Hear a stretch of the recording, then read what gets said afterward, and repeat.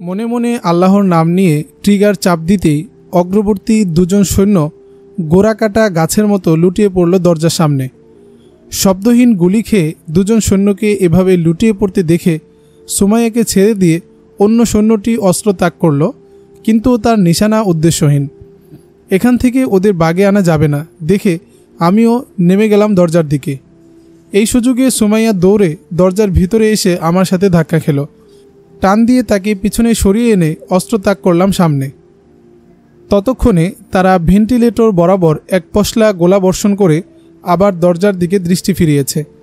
তাদেরও হাত ট্রিগারে, কিন্তু চাপ দেওয়ার মৌকা পেল না।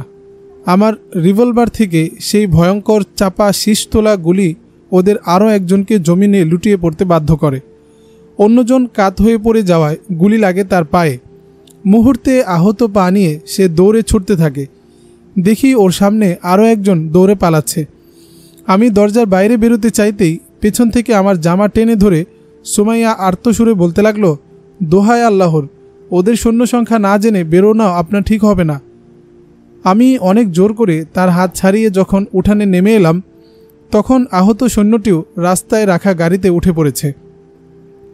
সন্ধ্যার অন্ধকারে চারদিকে যখন সতর্ক দৃষ্টি বুলিয়ে সামনে এগিয়ে যাচ্ছিলাম, তখন গাড়িটিও দ্রুত গতিতে সামনের দিকে এগিয়ে চলেছে। মনে মনে ভাবলাম, ওরা হয়তো ৫-৬ জনই অপারেশনে এসেছিল। কারো পায়ের শব্দে ভূত দেখার মতো চমকে যখন পিছনে তাকালাম, দেখি নিহত সৈনিকের একটি অস্ত্র হাতে সুমাইয়া দাঁড়িয়ে। উদ্বিগ্ন হয়ে বলল, ওরা কি চলে গেছে? বললাম, ওই তো, ওই গাড়িতে করে পালিয়েছে। লক্ষ্য করলাম আমার শরীর এখনও থরথর করে কাঁপছে। নিঃশব্দে দুজনই লাশের কাছে এসে দাঁড়ালাম। সুমাইয়া মায়ের মাথাটি কোলে নিয়ে নিথর হয়ে বসে রইল। নিহত মায়ের মুখখানায় হাত বুলিয়ে বুলিয়ে করুণ সুরে বলতে লাগলো, মাগো, তুমি আমাকে এভাবে একা ফেলে চলে গেলে। আমি এখন কি করব, কোথায় যাব, বলে দাও মা। এরপর নিজের মস্তক মৃত মায়ের মুখের উপর রেখে কেঁপে কেঁপে কাঁদতে লাগলো। আমি তাকে কি ভাষায় কিভাবে সান্ত্বনা দিব ভেবে পাচ্ছিলাম না। আমার একটা হাত তার মাথার উপর অজান্তে চলে গেলেও খেয়াল হওয়া মাত্রই ফিরিয়ে আনলাম। ঠিক এই সময় সামনে তাকিয়ে দেখি শুশ্রুমণ্ডিত দুজন তরুণ অস্ত্র উঁচিয়ে আমাদের সামনে দাঁড়িয়ে। প্রথমে আমি ভীষণ আতঙ্কিত হয়ে রিভলভার তুলতে গিয়ে লক্ষ্য করলাম এরা আমাদের শত্রু নয়, মুজাহিদ বাহিনীর কেউ হবে হয়তো। ভয়জড়িত কণ্ঠে বললাম, আপনারা কারা? আমার কথায় সুমাইয়াও চোখ তুলে তাকালো। আগন্তুক একজন বললেন, আমরা কমান্ডার শেখ ওসামার কাছ থেকে এসেছি। আগন্তুকের মুখে শেখ ওসামার কথা শুনেই সুমাইয়া এদিকে তাকালো এবং দাঁড়িয়ে বলল, ভাইজান কি এসেছেন? তার কণ্ঠে কান্না সুর ঝরে পড়ল। আগন্তুক একটুক্ষণ চুপ করে রইলেন, তারপর বললেন, তিনি আমাদের পাঠিয়েছেন, কিন্তু আসতে আমাদের সত্যি বিলম্ব হয়ে গেছে। হায়, যদি একটুখানি আগে আসতে পারতাম, তাহলে হয়তো এই সর্বনাশে মোকাবেলা করতে পারতাম। বোন সুমাইয়া, তোমাকে সান্ত্বনা দেবার ভাষা জানা নেই, তবু বলি, ধৈর্য ধরো। পৃথিবীর ঘটমান প্রতিটি কাজের পিছনেই রয়েছে মহান আল্লাহ পাকের কুদরতের খেয়াল। অবশ্যই আল্লাহ ধৈর্যশীলদের সাথে রয়েছেন। এরপর তিনি আমার দিকে তাকিয়ে জিজ্ঞেস করলেন, আপনি নিশ্চয়ই মাহমুদ হাসান? বললাম, জি। আমাদের সাথে একটু এদিকে আসুন, বলে তারা একটু আড়ালে চলে গেলেন। পেছনে পেছনে আমিও গেলাম। বললেন, এখানে যা ঘটেছে তা আমরা বুঝতে পেরেছি। ওদের গাড়ি যখন স্টার্ট দেয় তখন আমরা খুব নিকটে এসে পড়লেও কিছু না বুঝে আক্রমণ করতে পারিনি। এই বাড়িতে আক্রমণ হতে পারে তা অনুমান করলেও এত দ্রুত যে ওরা এসে পড়বে বুঝতে পারিনি। বলুন তো, কিভাবে এর মোকাবেলা করলেন? আমি সংক্ষেপে অল্পক্ষণ আগে ঘটে যাওয়া স্বপ্নের মতো কাহিনীটি বর্ণনা করলাম। আপনি নিজে তো ট্রেনিংপ্রাপ্ত মুজাহিদ নন, কিন্তু মজলুমের পক্ষে অস্ত্র ধরতে গিয়ে আল্লাহর রহমতের ধারা কিভাবে বর্ষিত হয়েছে লক্ষ্য করেছেন? আমি কিছুই বুঝতে না পেরে হা করে চেয়ে রইলাম। তিনি বললেন, ট্রেনিং ছাড়াই অতর্কিতে হামলার শিকার হয়েও দেখেননি ওদের 3টি লাশের বিনিময়ে কেবল একজন নিরস্ত্র মহিলায় শহীদ হলেন? আর বলতে হলো না। সত্যিই তো বিষয়টি আমি এখনও এভাবে চিন্তা করার মৌকাই পাইনি। মনে মনে আল্লাহ পাকের সহস্র শকর আদায় করে বললাম, সত্যি নিজের চোখে আমি মহান স্রষ্টার চাক্ষুষ রহমত প্রত্যক্ষ করলাম। আগন্তুকদের যিনি কথা বলছিলেন তিনি এবার আমার কাঁধে হাত রেখে বললেন, আপনি কি নিজেকে সম্পূর্ণ সুস্থ মনে করছেন? বললাম, হ্যাঁ, আমি সম্পূর্ণ সুস্থ। যে কোনো ধরনের কষ্টকর সফরের জন্য আমি প্রস্তুত। বললেন, ধৈর্য ধরে কটি কথা শুনুন, একটু বিচলিত হবেন না। এই সময় আপনার ধৈর্য এবং সাহসিকতার বড়ই প্রয়োজন। আপনার সম্পর্কে আমি সব জেনেছি মুজাহিদ কমান্ডার শেখ ওসামার কাছ থেকে। আমি বুঝতে পারছিলাম না তিনি আমাকে আর কি বলবেন। ভেবেছিলাম শেখ ওসামা বুঝি আমাকে পাঠানোর ব্যবস্থা করে দিতে ওদের পাঠিয়েছেন, কিন্তু কথা শুনে কেমন যেন রহস্য মনে হচ্ছে। বললাম, ওসামা ভাইকে আমাকে চলে যাবার ইজাজত দিয়েছেন? তিনি একটা দীর্ঘশ্বাস ছেড়ে বললেন, হ্যাঁ, দিয়েছেন। আমি পূর্ণ দৃষ্টি মেলে তার দিকে চাইলাম। কৃষ্ণপক্ষের সম্ভবত দ্বিতীয় কি তৃতীয়ার চাঁদ তখন পূর্বাকাশে জ্বলে উঠেছে। হালকা কুয়াশায় চাঁদের মলিন আলোতে আমি লক্ষ্য করলাম আগন্তুক যা বলতে চাচ্ছেন তা বলতে গিয়ে কষ্টে তার বুক ফেটে যাচ্ছে। তার চোখ দুটোতে অশ্রু টলমল করছে। আমি ব্যাকুল হয়ে বললাম, জনাব, আমি সম্পূর্ণ ঠিক আছি। যে কোনো দুঃসংবাদ বইবার মনের জোর আমার আছে। আপনি বলুন, কি বলতে চাচ্ছেন? তিনি একটা ঢোক গিলে বললেন, আস্তে, সুমাইয়া যেন জানতে না পারে। আমাদের প্রিয় কমান্ডার আজাদি আন্দোলনের এক নামজাদা সিপাহসালার সাহসী লড়াকু শেখ ওসামা আজ বিকেলেই এক অভিযানে শাহাদাত বরণ করেছেন। একথা শোনামাত্রই আমি তাকে জড়িয়ে ধরে পাঠ করলাম, ইন্না লিল্লাহি ওয়া ইন্না ইলাইহি রাজিউন। আমার মনে হচ্ছিল পৃথিবীটা বুঝি অন্ধকার হয়ে আসছে। আমার রক্তের সম্পর্কের কেউ নয়, বিদেশ বিভূয়ে পরিচয়, অথচ তার শাহাদাতের খবর আমাকে এতটা ব্যথিত করে তুলছে কেন বুঝতে পারলাম না।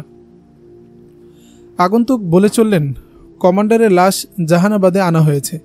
রাতেই জানাজা শেষে তার আব্বার কবরের পাশে দাফনের ব্যবস্থা করা হবে। শাহাদাতের আগে বুকে গুলিবিদ্ধ অবস্থায় আমার কোলে মাথা রেখে বলেছিলেন, আব্দুল ওয়াহেদ ভাই আমার, তোমাকে শেষবেলায় একটা অনুরোধ করে যাচ্ছি। বাড়িতে বাংলাদেশ থেকে আগত যে সাংবাদিকের কথা তোমায় বলেছিলাম তাকে নিরাপদে ইসলামাবাদ পৌঁছে দেওয়ার ব্যবস্থা করবে, আর আমার আম্মা ও আদরের বোনটিকেও আপাতত ইসলামাবাদে মামাদের ওখানে পাঠিয়ে দিতে চেষ্টা করো, কারণ আমাদের গ্রামটি আর নিরাপদ রইল না। যতদিন এর পূর্ণ নিয়ন্ত্রণ তোমরা গ্রহণ করতে না পারো, ওখানে তারা আল্লাহর ইচ্ছায় সমাদরেই থাকবে, এ আমার বিশ্বাস। যত দ্রুত পারো অসুস্থ বিদেশি মেহমান ও মা বোনকে পাঠানোর ব্যবস্থা করবে। একটু দম নিয়ে ভদ্রলোক আবার বললেন, এখানে এসে যা দেখলাম তাতে কষ্টে আমার বুক ফেটে যাচ্ছে। তাই কমান্ডারের মায়ের লাশ আমরা নিয়ে যাচ্ছি। পিতার কবরের পাশেই মাতা পুত্রের দাফন করা হবে। এখানে আর একটা মুহূর্ত নিরাপদ নয়। যে কোনো সময় ওরা এসে আক্রমণ করে বাড়িঘর জ্বালিয়ে দিয়ে যাবে। প্রোটেকশন দেওয়ার মতো ব্যবস্থা করা যাচ্ছে না, তাই সুমাইয়াকে নিয়ে এখনই ইসলামাবাদের উদ্দেশ্যে আপনার রওনা হতে হবে। এখান থেকে সোজা উত্তর দিকে নদীটা পেরিয়ে মাইল দেড়েক গেলেই মুজাহিদদের একটা অনিয়মিত ক্যাম্প পাবেন। এই টোকেনটা সঙ্গে রাখুন। এটা দেখালেই তারা আপনাদের সহযোগিতা করবে। সেখানে অগ্রবর্তী ক্যাম্পে ওয়্যারলেসে মেসেজ দিয়ে রাখব, ইসলামাবাদ পৌঁছে দেওয়ার জন্য তারা গাড়ি রেডি করে রাখবে। সুমাইয়ার কাছে তার মামার বাসার ঠিকানা আছে। ভদ্রলোক পকেট থেকে একটা কোড নাম্বার সম্বলিত অ্যালুমিনিয়ামের টোকেন আমার হাতে দিয়ে বললেন, এটা রাখুন। আশা করি রাস্তায় আপনাদের কোনো অসুবিধা হবে না। যদি জাহানাবাদে 2-1 দিন রাখার মতো অনুকূল পরিবেশ থাকতো, তাহলে এ রাতে আপনাদের এভাবে ছেড়ে দিতাম না। আর হ্যাঁ, নিরাপদে ইসলামাবাদ পৌঁছার আগে সুমাইয়াকে তার ভাইয়ের শাহাদাতের খবরটা জানাবেন না যেন। বললাম, ইনশাআল্লাহ আপনার নির্দেশ মতোই হবে। দোয়া করি এবং দোয়া চাই। এরপর আমরা এগিয়ে গেলাম সুমাইয়ার কাছে। সে তখনও নিথর হয়ে বসে আছে মৃত মায়ের মাথাটা কোলে নিয়ে। মুজাহিদ আব্দুল ওয়াহিদি বললেন, সুমাইয়াকে তার মাকে জাহানাবাদ নিয়ে যাবার কথা এবং আমাদের যাত্রার কথা। শুধু চেপে গেলেন শেখ ওসামার শাহাদাতের কথা। বিপদে চরম ধৈর্য ধারণ করার মতো গুণী মানুষ বর্তমান সময়ে বিরল। আল্লাহ ভীরু এবং তার প্রতি পূর্ণ আস্থাবান মানুষেরাই পারে কেবল ধৈর্যের সাথে বিপদ মোকাবেলা করতে। অষ্টাদশী কুমারী সুমাইয়ার বেলায় আমি তা প্রত্যক্ষ করলাম। যে কোনো সময় ভারতীয় বাহিনী দ্বারা আক্রান্ত হওয়ার সম্ভাবনা রয়েছে, অথচ সে নিজের শহীদ মায়ের লাশের গোসল না দিয়ে বাড়ি থেকে বের হবে না। আগত মুজাহিদ দুজন আপত্তি তুলে বলেছিলেন, জাহানাবাদে তোমার আম্মির গোসল জেনানাদের দিয়েই করানো হবে। আমরা যথাযথ মর্যাদার সাথে তার লাশ দাফন করব। এ ব্যাপারে নিশ্চিত থাকো। এখানে এখন সময় ক্ষেপণ করা নিরাপদ নয়। জবাবে সুমাইয়া জানায়, আমি জানি আপনারা মর্যাদার সাথেই শহীদদের দাফন কাফন সম্পন্ন করবেন, কিন্তু আম্মিজানের গোসল কোনো অপরিচিত জনের দ্বারা হোক, এটা আমি বরদাস্ত করতে পারছি না। এই শিক্ষাটুকু আম্মাজানের কাছ থেকে আমি পেয়েছি। আর বিপদের কথা যদি বলেন, সেটা তো কেবল আল্লাহ তাআলাই সামলাতে পারেন, যার ইশারা ছাড়া কোনো কিছুই ঘটে না। আমাদের জীবন ও নিরাপত্তা তো তার কুদরতি খেয়ালের বাইরে নয়। এরপর আর কোনো কথা চলে না। আগন্তুক মুজাহিদদ্বয়ও কিছু বলেননি। তারা বাইরে প্রহরায় নিয়োজিত হলেন। সুমাইয়াকে সাহায্য করতে আমি এগিয়ে গেলাম। ঠিক এই সময়ই এসে হাজির হয় মায়ের অসুস্থতার জন্য 4 দিন ধরে ছুটিতে থাকা কিশোর আইয়ুব। সঙ্গে তার মাও এলেন। এসেই অবস্থা দেখে কান্নাকাটি শুরু করে দিলে আমি তাকে সান্ত্বনা দিয়ে সুমাইয়াকে সহযোগিতা করতে বললাম। চটপট তারা কাজে লেগে গেল। মশারি টানিয়ে রাতের প্রায়ান্ধকার প্রথম প্রহরে খুব অল্প সময়েই মরহুমা মায়ের গোসল দিল সুমাইয়া। পানি ও এটা সেটা আইয়ুবের সাথে আমিও এগিয়ে দিলাম। তারপর ঘর থেকে পরিষ্কার শুষ্ক বস্ত্রে মায়ের লাশ মোড়ানো হলো। আতর মাখিয়ে দিল সুমাইয়া। আমি যে খাটিয়াটায় এতদিন শুয়েছি সেটা ভেঙে বাঁশের আড়ার সাথে ঝুলিয়ে তাতে লাশ তুলে দিয়ে সুমাইয়া নিজে মায়ের ঘরে ঢুকে গেল। মুজাহিদ দুজন লাশ নিয়ে বের হওয়ার সময় আমাদের তাড়া দিয়ে গেলেন তাড়াতাড়ি বাড়ি থেকে বেরিয়ে পড়ার জন্য। ভারতীয় নিহত সেনাদের 3টি হাতিয়ার আমাদের দখলে। মুজাহিদদের অস্ত্র সংকটে এগুলো কাজে আসবে বলে আমি তা তুলে দিলাম আগন্তুক মুজাহিদদের হাতে। কমান্ডার আব্দুল ওয়াহিদ বললেন, মালে গনিমতের আইনে এগুলোর মালিক আপনি। পরিস্থিতির শিকার বলে শহীদ কমান্ডার শেখ ওসামার ওয়াদা অনুযায়ী আপনাদের প্রত্যক্ষ মদত দিতে পারলাম না বলে বড্ড কষ্ট পাচ্ছি। আপনারা অগ্রবর্তী মুজাহিদ ক্যাম্পে আমার দেওয়া টোকেন দেখালে আশা করি কাঙ্ক্ষিত সহযোগিতা পাবেন। এরপর নিজের আলখেল্লার পকেট থেকে মুষ্টিবদ্ধ ডান হাতটি বের করে আমার জামার পকেটে ছেড়ে দিয়ে বললেন, আপনাদের রাহা খরচ বাবদ এই সামান্য হাদিয়া অনুগ্রহ করে কবুল করুন। আমি তার হাতখানা চেপে ধরে বললাম, এ দিয়ে আমাকে লজ্জিত করবেন না। ইসলামাবাদ পৌঁছাতে পারলে আল্লাহ চান তো পয়সার জন্য আটকা পড়ব না। আপনাদের এই মহান সংগ্রামে নিজে কিছু করতে পারলাম না, উপরন্তু আপনাদেরই এমনতর দয়া দাক্ষিণ্য আমাকে ভীষণ পীড়া দেবে। নিজের হাতটা জোর করে ছিনিয়ে নিয়ে বললেন, আল্লাহর ওয়াস্তে একে দয়া দাক্ষিণ্য মনে করবেন না। মনে করুন আপনার এই অস্ত্র দুটো আমি কিছু কম দামে কিনে নিলাম, আর আমাদের জন্য করার কথা বলছেন। আপনি যে আমাদের সংগ্রামের কত বড় অংশীদার তা কমান্ডার শেখ ওসামার কাছে অনেকবার শুনেছি। বর্তমান সময়ে যুদ্ধ শুধু অস্ত্রের মধ্যেই সীমাবদ্ধ নয়, বরং কলমের অস্ত্র অনেক বেশি শক্তিশালী ভূমিকা রাখে। আলবিদা বলে আমাদেরও দ্রুত বেরিয়ে পড়ার আরেকবার তাগিদ দিয়ে লাশ নিয়ে তারা রাস্তায় নেমে পড়লেন। একটি অস্ত্র পূর্ণ লোড করে আমাদের নিরাপত্তার জন্য রেখে গেলেন। আমি তাদের বিদায় দিয়ে নিহত ভারতীয় সৈন্যদের লাশের কাছে এলাম। বিদায়ী মুজাহিদরা এখানে একটা ভূমি মাইন এবং আরেকটা মাইন রাস্তার এমন এক জায়গায় পুঁতে রেখে গেছেন যে ভারতীয় বাহিনী গাড়ি নিয়ে আসলে তা থেকে রক্ষা পাওয়ার কোনো সুযোগই পাবে না।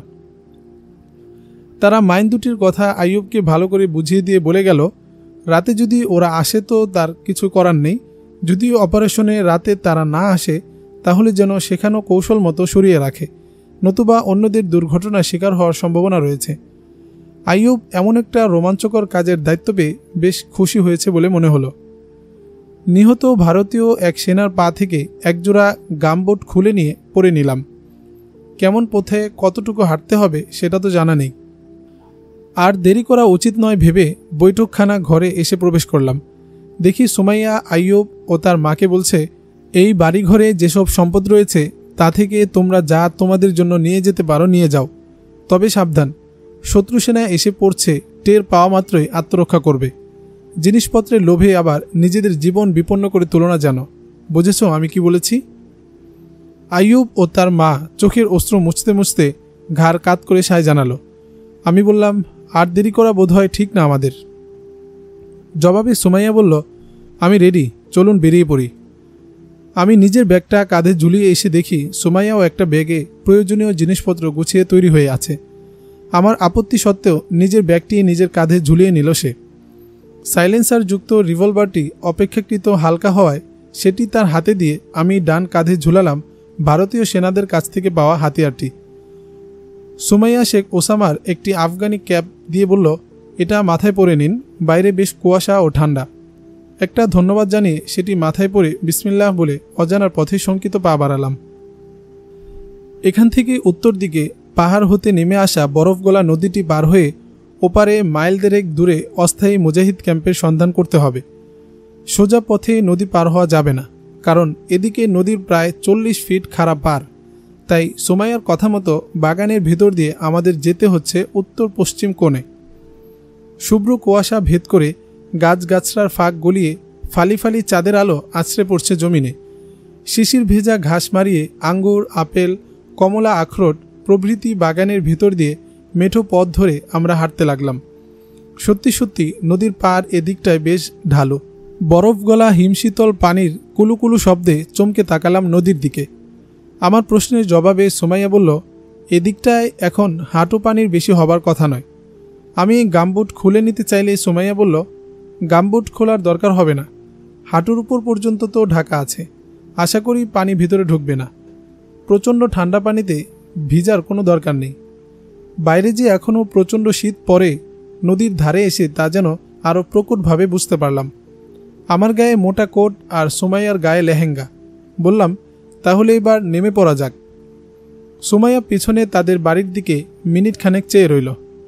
আমি মাত্র কয়েকদিন এখানে থেকেছি অতিথি হয়ে, তাও বিপদে পড়ে বলা যায় বাধ্য হয়ে। তাতেই এই জায়গা ও বাড়ির প্রতি যেন কেমন মায়া বসে গেছে। সুমাইয়ার মায়ের মৃত্যু আমাকেও বেশ কষ্ট দিয়েছে। হায়রে অদৃষ্ট, একই দিনে শেখ ওসামাও শহীদ হলেন। যে মা মেয়ের বিয়ে হয়ে গেলে আজও আমার সাথে একা বাড়িতে থাকার আশঙ্কা প্রকাশ করছিলেন, তিনি কয়েক ঘন্টার ব্যবধানে পুত্রের সাথে দুনিয়া ছেড়ে চলে গেলেন। আশ্রয় নিচ্ছেন 2 গ্রাম পরে আপন স্বামীর কবরের পাশে। সুমাইয়া কি ভাবছে কে জানে, হয়তো নিজের বাড়িঘর, চেনা জানা পরিবেশ সব কিছু ছেড়ে এক বস্ত্রে বাড়ি ছাড়ার কথা। মায়ের মৃত্যু, অনিশ্চিত যাত্রা এবং আবার কখনো হয়তো বাড়িতে ফিরে আসতে পারবে না, তাই হয়তো ভাবছে। চন্দ্রালোকের ম্লান আলোয় তার বেদনার্ত মুখখানি কতই না করুণ দেখাচ্ছে। আমি আগে পানিতে নামলাম, পিছনে সুমাইয়া। পানি কম হলেও স্রোত খুব বেশি। পায়ের জুতার নিচে ছোট বড় পাথর পড়ছে। বেশ কৌশল করে পা না ফেললে পানিতে পড়ে যাবার সম্ভাবনা রয়েছে। তাই সতর্কতার সাথে পানি ভেঙে ওপারে যেতে হলো। আমি যখন প্রায় পারে পৌঁছে গেছি, ঠিক তখনই প্রচণ্ড বিস্ফোরণের শব্দে পেছন ফিরে দেখি দূরে অন্তত এখান থেকে 40, 50, 60 উপরে বিশাল অগ্নিকুণ্ড লেলিহান হালকা ছড়াচ্ছে। মাঝ নদী থেকে সুমাইয়া কেবল বলল, শত্রুরা বাড়ি আক্রমণ করেছে, মাইন দুটি কাজ দিয়েছে মনে হয়। শত্রুদের গাড়ি বিস্ফোরিত হয়েছে নাকি তারা বাড়িতে বোমা মেরেছে আমি বুঝতে পারছিলাম না। তাড়াতাড়ি পারে উঠে কাঁধ থেকে ব্যাগটা নামিয়ে ক্যামেরা বের করলাম, কারগিল থেকে ফিরে যাবার আগে শেষ ধ্বংসযজ্ঞটা ধারণ করার জন্য। পেছন ফিরে দেখি সুমাইয়া হোঁচট খেয়ে পড়ে আছে পানিতে। পরনের কাপড়সহ প্রায় সমগ্র শরীর ভিজে গেলেও ততক্ষণে সে নিজেকে বেশ সামলে নিয়েছে। সম্ভবত বেগানা পুরুষ বলেই সাহায্যের জন্য বাড়িয়ে ধরা আমার হাতও প্রত্যাখ্যান করে সুমাইয়া বলে উঠল, আমি ঠিক আছি, আপনি উপরে উঠে যান। 2-4 ফোঁটা পানি ছিটকে আমার হাতে পায়ে লাগায় বুঝতে পারলাম এ পানি কতটা ঠান্ডা। এমনিতেই ঠান্ডায় আমার অনাবৃত কান দুটি কেমন অসাড় হয়ে পড়েছে। বরফ গলা নদী পাড়ের হিমেল হাওয়া আমাদের দেশের মাঘের শীতের চেয়েও প্রকটভাবে গায়ে কাটার মতো লাগছে। নদী পাড়ে খোলা ময়দানে এসে বুঝতে পারলাম এ শুধু আমাদের দেশের ঘন কুয়াশা নয়, মনে হচ্ছে তুলার মতো উড়ে বেড়াচ্ছে তুষারপাত। এ অবস্থায় বরফগলা পানিতে প্রায় সম্পূর্ণ ভিজে যাওয়ার পর যে কতটা ঠিক আছে সুমাইয়া তা বুঝতে আমার বাকি রইল না। জোর খাটিয়ে বললাম, অন্তত ব্যাগটা আমার কাছে দাও। সুমাইয়া ব্যাগ বাড়িয়ে দিল আমার হাতে। তার আগেই আমি পারে উঠে এলাম। পেছনে টলতে টলতে সেও তীরে উঠল। তার ব্যাগটা আমার ব্যাগের কাছে রেখে পেছন ফিরে দেখতে লাগলাম সুমাইয়াদের বাড়িটা কিভাবে ছাই ভস্মে পরিণত হচ্ছে। সুমাইয়াদের গ্রাম ও বাড়িটা যে এখান থেকে এত উঁচুতে তা আগে আমি বুঝতেই পারিনি। আসলে পাহাড়ি এলাকা সম্পর্কে আগে আমার তেমন ধারণাই ছিল না। ক্যামেরার জুম ঘুরিয়ে রেঞ্জ কমিয়ে আস্তে আস্তে তা নদীর পাড়ে নিয়ে এলাম। এটি এমন এক ভিডিও ক্যামেরা যাতে তীব্র অন্ধকারেও বাইরে ফ্ল্যাশ মারতে বা ফোকাস ফেলতে হয় না। এর সাথে সংযুক্ত বিশেষ কাচ লেন্স এরিয়া পর্যন্ত সব কিছু স্পষ্ট করে তোলে। আমি ক্যামেরার দৃষ্টিসীমা নদীর এপার পর্যন্ত নিয়ে এসেছি। ঠিক এ সময়ই সুমাইয়াদের বাড়ির দিক থেকে তীব্র একটা নীল আলো আছড়ে পড়তে দেখলাম। ক্যামেরা গলায় ঝুলিয়ে খালি চোখে দৃষ্টি ফেলে দেখি তীব্র আলোকছটা গাঢ় কুয়াশা ভেদ করে রাতের অন্ধকার খান খান করে দিয়ে ঘুরে আসছে এদিকেই। ক্রমেই তীব্র আলো এসে আছড়ে পড়ল নদীর এই পার পর্যন্ত। সেই আলোতেই দেখতে পেলাম সুমাইয়া ভূতলে লুটিয়ে আছে এলোমেলো হয়ে। অনেক দূরে থেকেও কি শত্রুরা তাহলে আমাদের দেখে ফেলেছে, বিশেষ এই সার্চ লাইটের আলোতে? আমি আর কিছু ভাবতে পারলাম না। এ অবস্থায় দাঁড়িয়ে থাকা যে উচিত নয় আমার ষষ্ঠ ইন্দ্রিয় যেন তা বুঝিয়ে দিল। তাড়াতাড়ি লুটিয়ে পড়লাম ঢালু নদী পারে। অল্পক্ষণই দেখা গেল আলোটা ঘুরে ঘুরে বিপরীত দিকে চলে গেছে। ওরা তবে নিজেদের নিরাপত্তার জন্যই চারদিক ভালো করে দেখে নিচ্ছে কোথাও মুজাহিদরা রয়েছে কিনা। আলোটা দূরে সরে গেলে অনেকটা ক্রলিং করে আমি সুমাইয়ার কাছে পৌঁছালাম। সুমাইয়ার কোনো সাড়া নেই। ভেজা পোশাক সারা গায়ে লেপ্টে আছে। নদী পাড়ের হিমশীতল বাতাস আর ভেজা পোশাকে কুয়াশা পড়ে সুমাইয়া যেন জমে গেছে। প্রথমে চাপা স্বরে ডাকলাম, কিন্তু কোনো সাড়া না পেয়ে তার বাহুতে ধরে ঝাঁকুনি দিয়ে ডাকলাম, সুমাইয়া, সুমাইয়া। না, সাড়া নেই। তার গা যেন বরফের মতো জমে গেছে। মুখে হাত দিয়ে দেখি দাঁত কপাটি লেগে আছে। পালস দেখলাম খুবই দুর্বল। বোঝাই যায় না চলছে কি না। এমন শীতেও আমার কপালে ঘাম জমে গেল ভয় ও দুশ্চিন্তায়। সুমাইয়া কি তবে জমে হিম হয়ে যাচ্ছে? চারদিকের ঘন কুয়াশার চাদর যেন এক রহস্যময় প্রেতপুরী আবহ তৈরি করে রেখেছে। ভয়ে আমার সব লোমকূপ খাড়া হয়ে উঠল। মনে মনে আল্লাহকে স্মরণ করে সেজদায় লুটিয়ে পড়ে রইলাম কতক্ষণ। কয়েক মুহূর্ত সেজদায় লুটিয়ে থাকার পর মনে হলো এ অবস্থায় নিজেকে স্থির রেখে বিপদের মোকাবেলায় চেষ্টা করতে হবে। আল্লাহর সাহায্য তো আর এমনি এমনি আসবে না। চোখ মেলে তাকালাম দিগন্তের দিকে। সুমাইয়াদের বাড়ির দিকেও আগুন ও ধোঁয়ার রেশ কমে এসেছে। সেই সার্চ লাইটের তীব্র আলো আর দ্বিতীয়বার এদিকে আসেনি। বিপরীত দিকে তাকালে মনে হলো অদূরে বুঝি একটা বিরাট গাছ দাঁড়িয়ে আছে বিশাল ছাতার মতো। আমি উঠে ব্যাগ দুটি এবং হাতিয়ার তুলে নিয়ে গাছের গোড়ায় চলে এলাম। কি গাছ তা চিনতে পারলাম না। ঘন ডালপালা ও পাতা থাকায় গাছের কাছ থেকে কুয়াশা যেন দূরে সরে রয়েছে। তবে গাছের পাতা ভিজে ভিজে ডাল বেয়ে একটু পরপর বড় বড় ফোঁটায় পানি পড়ছে নিচে। জিনিসগুলো গাছের গোড়ায় রেখে ছুটে গেলাম সুমাইয়ার কাছে। তারপর আর বৃথা ডাকাটাকি না করে পাজাকোলা করে তাকে নিয়ে এলাম গাছের তলায়। মনে হলো অজ্ঞান মানুষের ভার বুঝি দ্বিগুণ হয়ে যায়। সুমাইয়ার জ্ঞান থাকলে কি তাকে এতটা ভারী মনে হতো কি জানি। সুমাইয়াকে বয়ে নিয়ে ঢালু বেয়ে উপরে গাছতলাতে আসতে আমি অনেকটা হাঁপিয়ে উঠলাম। তাকে গাছতলায় শুয়ে দিয়ে ভাবতে লাগলাম এখন কি করা যায়। আমার বুদ্ধি যেন আর কাজ করতে চায় না। এখন আমি কি করব ভেবে পাচ্ছি না। শঙ্কা ও ভয়ে আমার জিভ শুকিয়ে আসছে। হায়, সুমাইয়ার যদি এখন কিছু একটা হয়ে যায়, আমি একা এখানে কি করতে পারবো? কারো সাহায্য পাবার আশাও তো নেই। তাকে ছাড়া আমি ফিরেই বা যাব কি করে?